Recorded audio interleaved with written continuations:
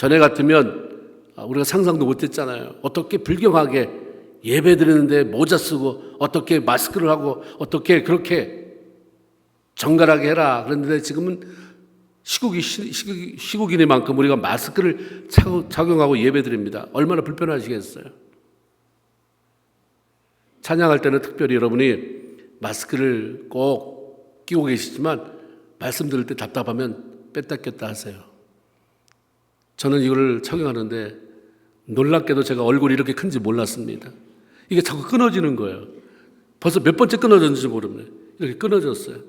제가 얼굴을 줄여야 될지 마스크 회사에게 좀 늘려달라고 해야 될지 모르겠지만 불편하지만 불편한 대로 우리가 하나님 앞에 마음을 먹고 예배할 때에 하나님께서 여러분 마음에는 진정한 자유, 평안함 넘치도록 주시기를 주님의 이름으로 축원을 드립니다.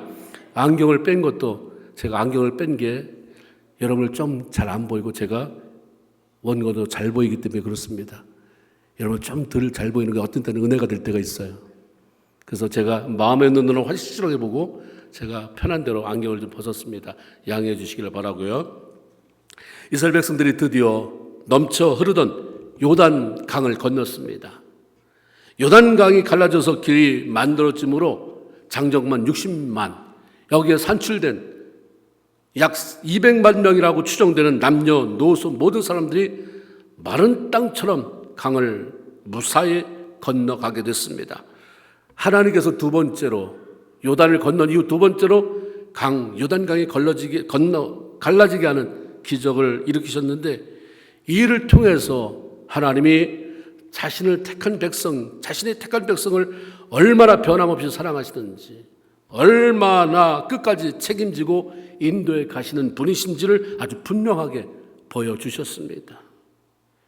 그런데 성경을 통해서 보면 홍해를 건널 때와 요단을 건널 때 장애물을 앞에 둔 백성들의 모습이 얼마나 큰 차이를 보이고 있는지 발견하게 됩니다. 홍해를 건널 때 그 앞에 선 이스라엘 백성들은 무척 두려웠습니다. 무척 원망했습니다. 하나님께나 지도자 모세에게 하지 말았어야 할, 끝까지 그 말은 안 했으면 좋았을 말들을 거침없이 부어댔습니다. 우리가 매장지가 없느냐? 산소짜리 몇 자리가 없어서 여기까지 끌어내요. 이 광야에 우리를 죽이려고 뜨느냐?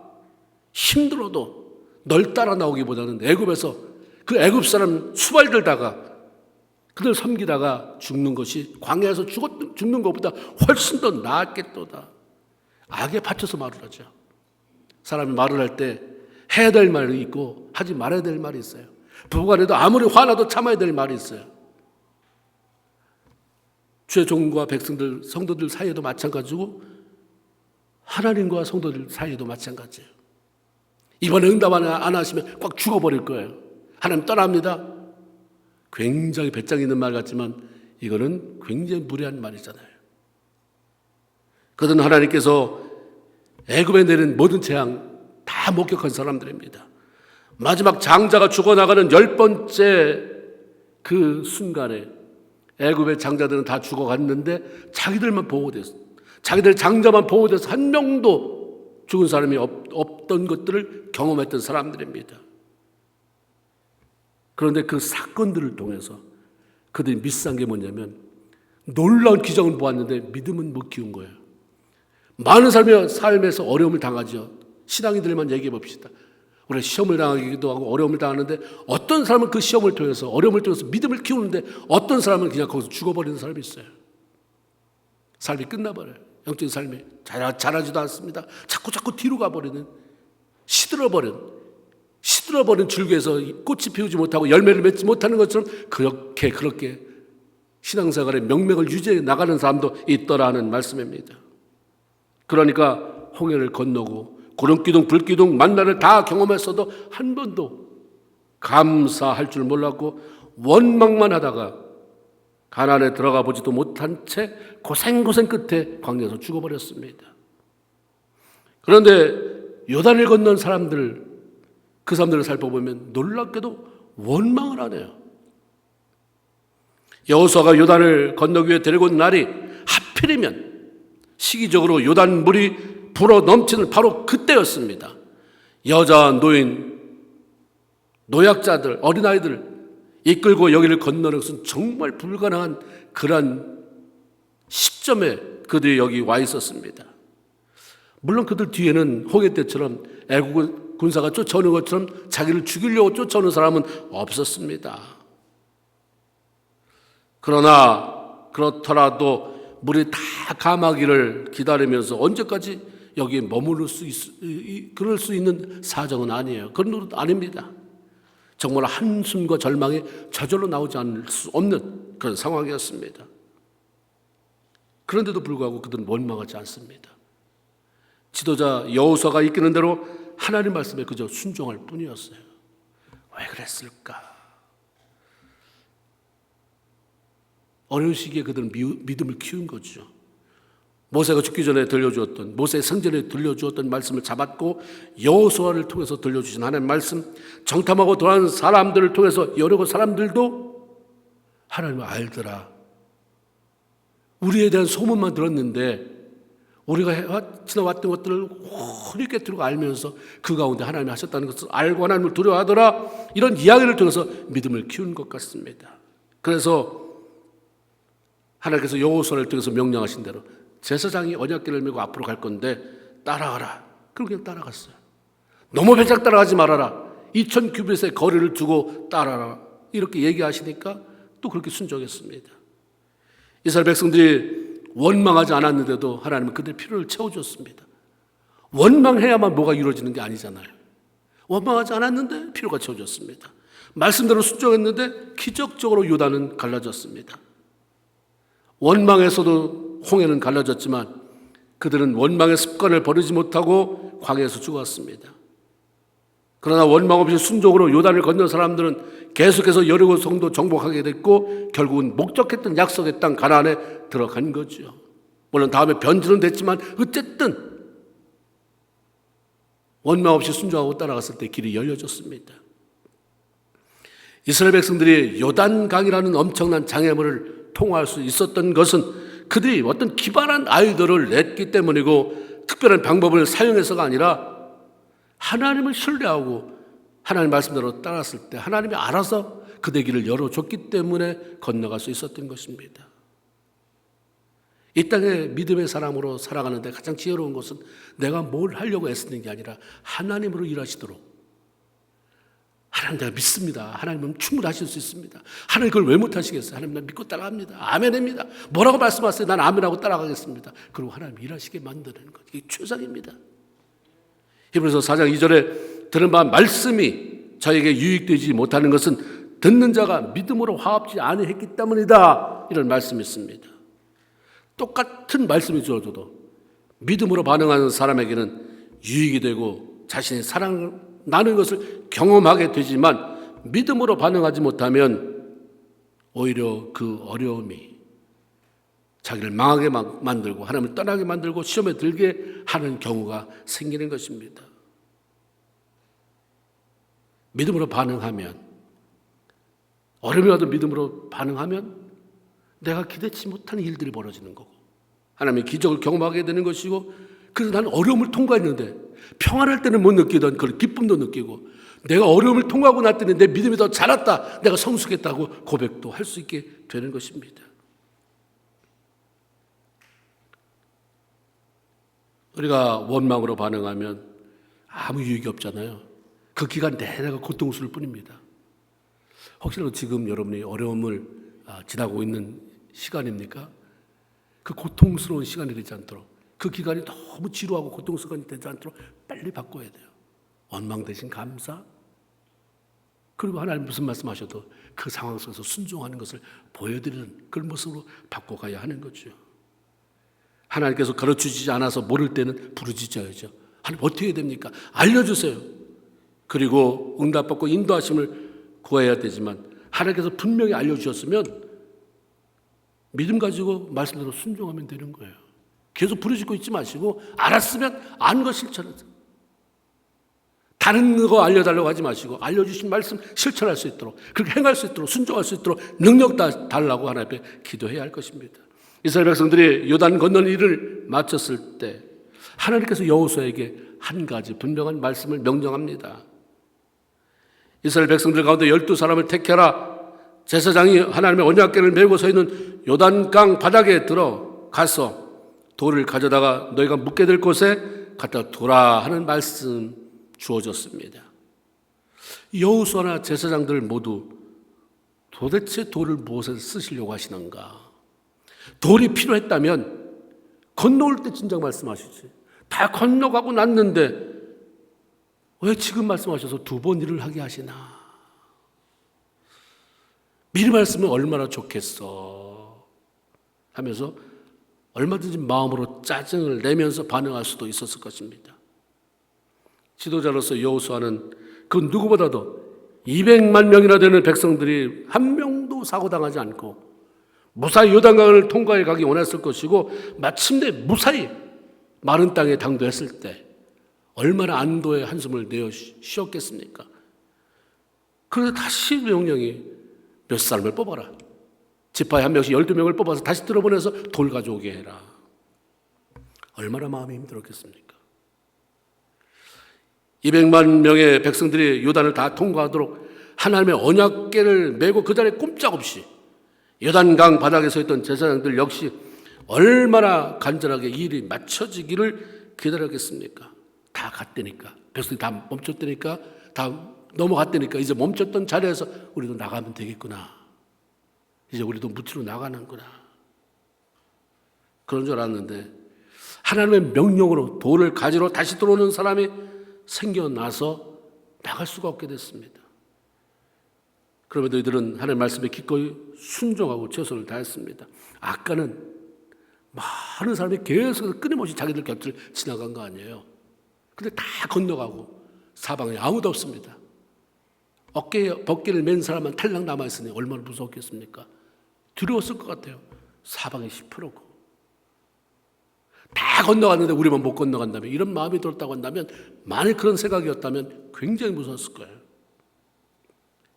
그런데 그들은 그런 상황 속에서도 하나님이 됐다 올라와라 할 동안 요동치 않았어요. 꿋꿋이 그 자리에 서 있었습니다. 그들은 자기 입장 주장하거나 고집하지 않고 끝까지 말씀에 순종했습니다. 여호수아는 하나님으로부터 돌을 가져오게 해라 라고 하는 명령을 받았을 때 원망은커녕 오히려 12지파의 대표들에게 돌 한 개씩 가져다가 어깨에 메고 나와라 이런 명령을 했습니다.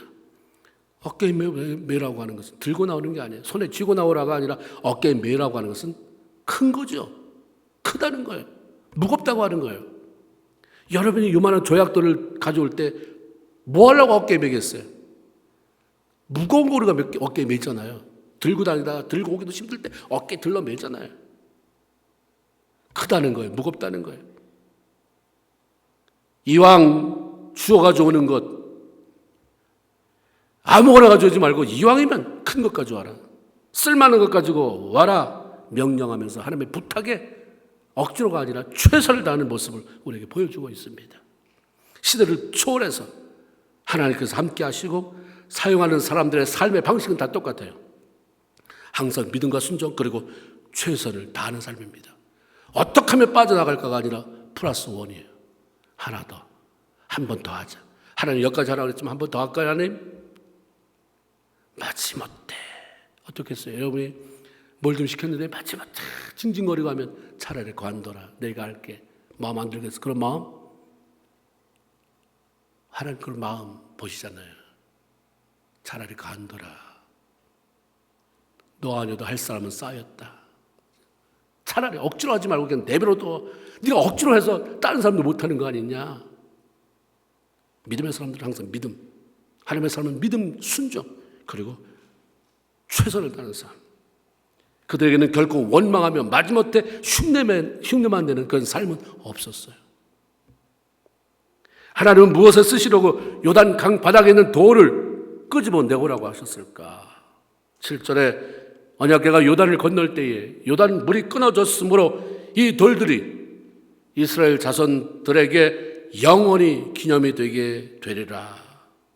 하나님은 이스라엘 백성들이 하나님의 은혜로 넘쳐나는 요단강을 건널 그 사건을 기념하기 위해서 그 돌들을 가져다가 기념탑을 쌓게 하셨습니다.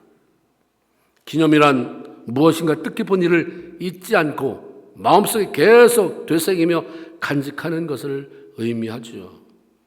성경에 보면 하나님은 무엇인가를 이렇게 기념하는 것을 굉장히 중요시 여겼던 것 같습니다.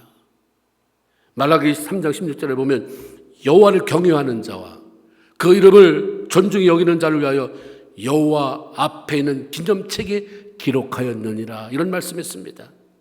하나님은 이 땅에서 하나님을 경외하는 자, 하나님을 귀하게 여기며 높여드리는 그런 삶 살아가는 사람들을 기억하기 위해서 기념책을 마련했다고 그래요. 그리고 거기에 그 이름을 기록해 놓으신다 말씀합니다. 뭐 이런 게 다 있어. 그건 여러분 입장이고 못 믿는 사람 입장이고 하나님은 그렇게 하셨대잖아요. 나 기념책이 있다. 내가 기념하고 싶은, 기억하고 싶은 사람 위해서 그 이름 쓴다. 내가 기억하고 싶은 사람이 누군지 아느냐? 나를 경외하는 사람, 나를 아너러블하게, 나를 명예롭게 하는 사람이다. 저는 이 말씀을 읽으면서 하나님도 모두를 다 사랑하지만 기억하고 싶은 사람이 있구나. 기억하고 기념하고 싶은 성도 다 사랑하죠. 여러분이 성도, 우리 안디옥교회 성도 사랑하십니까? 그러면 다 사랑하죠 말할 거예요. 다 기억하고 싶습니까? 계속 그 사람 생각하면서 저 고마운 사람이다, 다 그러고 싶어요? 분명히 여러분이 기억하고 싶은 사람이 따로 있을 거예요. 그 사람에게는 그런 기억에 남으면 좋고 아니면도 할 수 없지만 하나님께서 기억한 사람이 있다고 했을 때 내 이름은, 여러분의 이름은 하나님이 기억하고 싶어서 기록해 놓은 기념책에 기록되어 있을까? 이게 내 기념책이다 했을 때 하나님 한번 보세요. 내 이름 있나 좀 보세요. 내 이름 있지. 야, 아무개 이은철 얼마나 좋겠어요.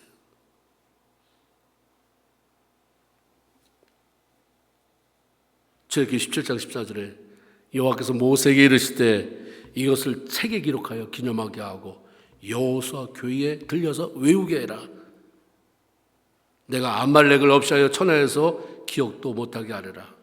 이스라엘 백성들이 홍해를 빠져나와서, 애굽을 빠져나와서 홍해를 건너고 나서 첫 번째 치른 전쟁이 아말렉과의 싸움이었습니다. 도망치던 빠져나온 이스라엘 백성들에게 무슨 무기가 있었겠습니까? 매일매일 노예 생활을 해왔던 사람들이 애굽에서 무슨 군사훈련을 받았겠습니까? 그런 상황인들아 모세가 여호사를 내보내 사람들을 추려서 전쟁을 하게 했고 모세는 산에 올라가 기도했습니다. 그런데 전쟁에서 이겼어요. 이길 수 없는 전쟁 이겼습니다. 기도로 싸워 이긴 전쟁이요, 하나님이 이스라엘 백성들을 위해서 친히 싸워주신, 그래서 이긴 전쟁입니다. 하나님은 이 이야기를 책에 기록해라, 그리고 기념해라 말씀하십니다. 기념은 하나님이 나를 위해서 행하신 놀라운 일들을 경험한 사람들이 그것을 기억하고 감사하기 위해서 하는 것입니다. 하나님은 우리도 하나님을 기억하기를 원하세요. 기념하기를 원하세요. 하나님이 너한테 행한 일이 있지 않느냐? 아무것도 없느냐? 너 아무것도 없고 10년, 20년 뭐하고 교회 나갔는데 아무것도 없어? 있지. 기억해봐. 기념해. 하나님이 나를 위해서 행하신, 이 교회를 위해서 행하신, 우리를 위해서 행하신 놀라운 일들을 하나님이 기억하고 기념해 주기를 원하세요. 그런데 이런 일에 실패한 사람이 있을까? 있습니다. 세상 사람 말고 하나님을 사랑한다고 말하면서 하나님 앞에 그렇게 많은 은혜를 받았으면서도 실패하는 사람이 있었는데 그중에 대표적인 사람이 사울입니다. 사무엘상 15장 12절, 사울이 갈멜 이르러 자기를 위하여 기념비를 세우고라는 말씀이 있습니다. 사울이 아말렉과의 전쟁 이겼습니다. 자기 힘으로 아니에요. 하나님이 도와주셔서 이겼어요. 승리의 도추가 되는 게 문제였어요. 어떤 일이 해결되면 도취하지 말아야 돼요. 내가 며칠을 금식했더니, 내가 작정하고 며칠 기도했더니 하나님이, 그게 아니라 나는 빠지고 하나님이 하셨다가 돼야 되는데 도취가 돼요. 승리, 내가 이겼다. 내가 이겼다니. 그 순간 하나님께 영광 돌리는 것을 잊어버리고 자기를 위해서 기념비를 세우는 짓을 합니다. 후대 사람들이 사울, 이걸 보면서 사울이 그렇게 용맹한 사람이었구나.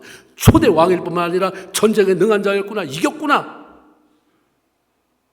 자기를 위해서 기념비를 세웠다고 말합니다. 하나님의 도우심은 감사치도 않고 자신의 업적을 남겨 기념하게 하고자 했습니다. 하나님께 존경함을 받는 사람이나 반대로 외면당하는 사람에게는 다 나름대로의 이유가 있습니다. 왜 나는 스스로를 돌아보셔야 합니다. 내가 외면당하는 사람인가? 아니면 존경함을 받는 사람인가? 하나님을 명예롭게 하는 사람인가? 나를 기념하게 만들려고 애쓰는 사람인가? 대부분의 사람들이 자기들 기념일은 잘 챙기지만 하나님과의 관계에 있어서 받은 은혜와 사랑을 잊지 않고 기억하고 기념하며 살아가는 사람은 별로 없습니다. 하나님께서 나를 구원하신 날, 내가 그때 은혜를 받았던 날, 내 몸의 치유를 받았던 날, 내 마음에 영원히 없어질 것 같지 않았던 마음의 내면의 상처를 치유받은 날, 성령의 충만함을 받은 날, 은사가 임했던 날, 우리 자녀가 죽을 위기에 처했는데 하나님이 건져주신 날들, 이런 것들 등등 잊지 않고 기억하며 기념하고 감사하며 살아갈 수 있다고 한다면 하나님이 얼마나 기뻐하시겠어요. 하나님, 작년 이맘때, 5년 이맘때 하나님 이런 사건, 나 그때 죽는 줄 알았어요. 하나님 그때 기가 막힌 방법으로 나를 그 위기 속에서 수렁에서 건져주시지 않았습니까? 하나님 감사합니다. 오늘날 살아가는 사람들은 너무 감사에 메말라 있습니다. 하나님을 기념하는 것에 너무 메말라 있습니다. 끊임없이 뭘 추구하는 일에만 내가 뭘 할까 어떻게 해야 될까, 어떻게 돈을 더 벌까, 어떻게 이 궁핍한 삶을 면할까, 어떻게 더 나은 삶, 그러느라고 이미 하나님 앞에 받은 them 다 잊어버리고 매번 뭘 달라고 하는 게 너무 익숙해져요. 얼굴은 구하지 못하고 손만 구하는, 하나님의 그 얼굴을 보지 못하고 손만 자꾸 아른거리는 그런 삶을 사는 사람들이 얼마나 많은지 알 수가 없습니다. 하나님을 기억해야 돼요. 그리고 그걸 기념할 수 있어야 되는데 저와 여러분 이렇게 살아가기를 주님의 이름으로 축원을 드립니다. 여호수아는 하나님의 명령으로 요단강 바닥에서 가져온 돌들을 가지고 자신들이 머물게 된 길갈에 기념탑을 세웁니다. 하나님께서 기념탑을 쌓게 하신 이유는 요단강 물이 갈라진 것을 본 사람만이 아니라 그 후대를 위한 것이었습니다. 21절 22절에 후일에 너희 자손들이 그들의 아버지에게 묻기를 이 돌들이 무슨 뜻입니까? 하거든 너희는 너희의 자손들에게 알게 하여 이르기를 이스라엘이 마른 땅을 밟고 요단을 건넜다는 의미다. 이렇게 대답해 주기 위함이다라고 말씀하십니다. 길갈은 여리고와 요단강 사이에 있는 땅으로 아주 평평한 것입니다. 모래가 많은 사막 지역으로 돌이 거의 없는 것입니다. 그런데 하나님은 이곳에 이스라엘 백성들로 하여금 요단강 바닥에서 가지고 온 커다란 돌 12개를 쌓아서 기념비를 만들게 하십니다. 그러니까 누구라도 궁금할 거예요. 더나 후세들이 이것을 보면 궁금해하면서 아버지, 다른 곳은 다 모래인데 왜 여기만 이렇게 큰 돌이 있습니까? 어떻게 더 큰 돌로 쌓은 탑이 있습니까? 그것도 딱 12개만 말입니다. 그러나 그때를 기회 잡아서 빨리 놓치지 말고 하나님께서 오래전에 요단을 건너게 됐을 때에 물이 범람했었는데 차고 넘쳐서 우리가 꼼짝 못하고 있었는데 그 강을 갈라주셨다. 그 사이에 길을 내주시고 마른 땅처럼, 그래서 그때 우리가 200만 명이나 됐는데 한 명도 실족지 않고 건너왔다. 이 하나님 멋있지. 이런 얘기를 해주도록 하나님이 의도하신 것입니다. 하나님이 의도하신 사건들이 참 많잖아요. 우리 우연히 벌어지는 일보다 하나님이 의도하는 게 참 많아요. 그 의도가 뭔가? 어떤 때 내가 어려움 당한 것도 하나님이 우연히가 아니라 의도하신 이 어려움, 경제적인 어려움, 건강의 어려움, 자녀 어려움을 내가 의도적으로 만들었다. 통과하면서 너도 살고 네 자식도 살고 네 가정이 살도록 너도 믿음이 자라서 너 때문에 네 가정이 살게 하려고 내가 의도한 것이다. 의도가 이거죠. 힘들지만 갖다 싸서 네 후손들이 물어보면 그렇게 대답하게 하려고 내가 의도적으로 한 것이다. 그 후손들에게 이렇게 말함으로 하나님께서 궁극적으로 얻고자 하신 것이 무엇입니까? 24절에 이는 땅의 모든 백성에게 여호와 하나님의 손이 강하신 것, 그것을 알게 하며 너희가 너희 하나님 여호와 항상 경외하게 하려 하십니다. 이런 대답을 거기에 두고 있습니다. 부모가 경험한 살아계신 하나님의 위대함을 자녀들에게 들려주고 그걸 들은 자녀가 하나님 그런 분이시구나. 그래서 우리 아버지가 저렇게 사는 거구나. 그러면서 나도 잘 살아야지. 잘 하나님 섬기며 살아야지. 이렇게 결단하기를 원하시면서 이런 것을 의도했다 이 말씀입니다. 길갈에 세운 돌이 지금도 더 이상 거기에 존재하는지 우리는 모르죠. 아마 없어졌을 것입니다. 하나님은 오늘날 우리가 하나님을 기억하기 위해 건물을 세우거나 기념비 세우는 것 원치 않을 거예요. 하나님께서는 원하시는 것이 다른 사람들이 우리를 볼 때 궁금해하며 하나님을 생각하게 하고 떠오르게 만드는 기념비적인 삶을 살기를 원하신다는 사실입니다. 사람들에게 궁금증이 생기게 하는 게 뭘까요? 달라진 모습입니다. 여러분들 이렇게 오다가 어느 날 머리를 기가 막히게 멋지게 하고 오면 사람들이 어느 미장원 갔다 왔는데 궁금해서 물어보지요. 보통 월마트나 뭐 이런 데서 사지 못하는 멋진 옷을 입고 오면 와 멋있다 어디서 샀는데 안 물어보겠어요? 피부가 깨끗하고 윤기 나면 요즘 무슨 화장품 쓰는데 꼭 물어볼 거예요. 누군가 새로운 모습으로 달라지고 능력 있는 모습으로 변화되면 사람들은 궁금해합니다. 관심을 갖게 되고 너한테 도대체 무슨 일이 있었기에 변화됐느냐 물어보게 됩니다. 그러면 그때 나에게 벌어진 일을 얘기해 줘야죠. 내 안에 산 하나님 찾아오셨어. 하나님 우리 집 안에서 일하셨어. 그동안 참 힘들었는데 하나님이 우리 가정 사업에 이렇게 일하셨어.